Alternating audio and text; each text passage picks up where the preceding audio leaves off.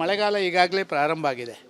ಆದ ಕಾರಣ ಮಳೆಗಾಲದ ಸಂದರ್ಭದಲ್ಲಿ ಆಗುವಂಥ ತೊಂದರೆಗಳಿಗೆ ಮತ್ತೊಂದಕ್ಕೆ ಯಾವತ್ತೂ ಕೂಡ ಅದರ ಮುಂಚಿತವಾಗಿ ಬೇಕಾದಂಥ ಕೆಲಸ ಕಾರ್ಯಗಳನ್ನು ಮಾಡುವಂಥದ್ದನ್ನು ಮಾಡಬೇಕು. ಅದು ತುರ್ತಾಗಿ ನೀವು ಮಾಡಬೇಕಾದಂಥ ಕೆಲಸ.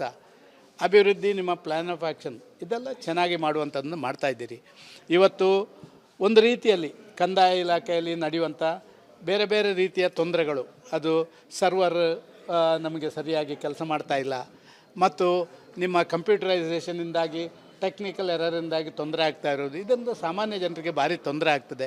ಇದರ ಬಗ್ಗೆ ಗಮನ ಹರಿಸಬೇಕು ಅಂತ ಹೇಳುವಂಥ ಒಂದು 5-6 ಸಲಹೆಗಳನ್ನು ಕೊಟ್ಟಿದ್ದೇನೆ. ಅವರು ಖಂಡಿತವಾಗಿ ಇದರ ಬಗ್ಗೆ ಗಮನ ಹರಿಸ್ತೇನೆ ಅಂತ ಹೇಳಿದ್ದಾರೆ.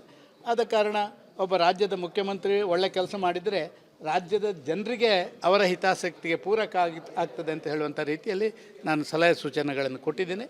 ನಿಮ್ಮ ಇನ್ನು 1-2 ವರ್ಷದ ಕಾಲಘಟ್ಟ ಅದು ಜನರ ಪರವಾಗಿ ಕೆಲಸ ಮಾಡುವಂಥದ್ದಕ್ಕೆ ಹೆಚ್ಚು ಆಸಕ್ತಿ ಕೊಡುವಂಥ ಕೆಲಸ ಇರಲಿ ಅಂತ ಹೇಳುವಂಥದ್ದು ಹೇಳ್ತೀನಿ.